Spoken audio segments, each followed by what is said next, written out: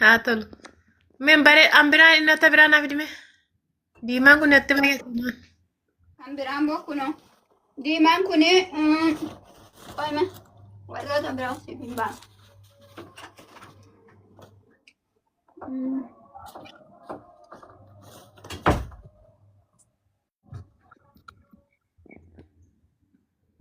Warra gaggabaabduun barbaaddaa? Lakki.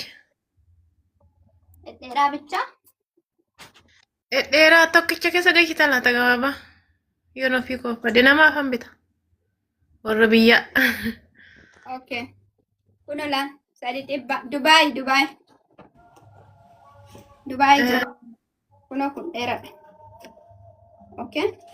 Ishi tokko isa gaa'ee tokko sadii sana. Meera sadii sana. Adiin tuni gabaabduu. Gabaabatti ishiin. Kun gabaabduu. Ishiin hin ta'u waqqaadhiisi. Okay, kunoo.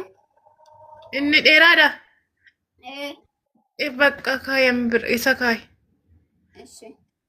Kam tokko si jalatti argee kan qomme sachaantu sana isa diimaa sana lakki diimaa achi kaayi. Kana qoy kan biraallee siif hin baasaa qoy. Kun zaree adiitti.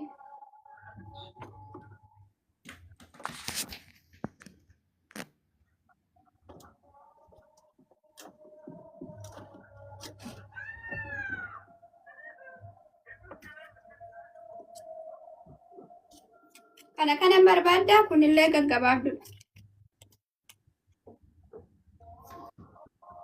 Gabaabduu tokkitti bichaan barbaada ofii koo gabaabduu meerra ishee achaantu sana. Ishii tokko diimaan banatti baay'ate yarqi diimaa bichaadha yarqiin kun. Kunoo. Kana biti isaa tokko eessa. Piinkiin kun dheeradha. Kunoo. Piinkii sana kaayi bakka piinkii sana kaayi meeqa ta'eera amma sadiin taane. Sadii dhedheeradha jechuudha sadeenu. Sadanuu dhedheera bakka. Tokkicha piinkiin hin jirtu gabaabduudhaan. Gabaabduudhaan hin jirtu kunoo kanaan jira daalacha. Daalachatu zarii piinkiti.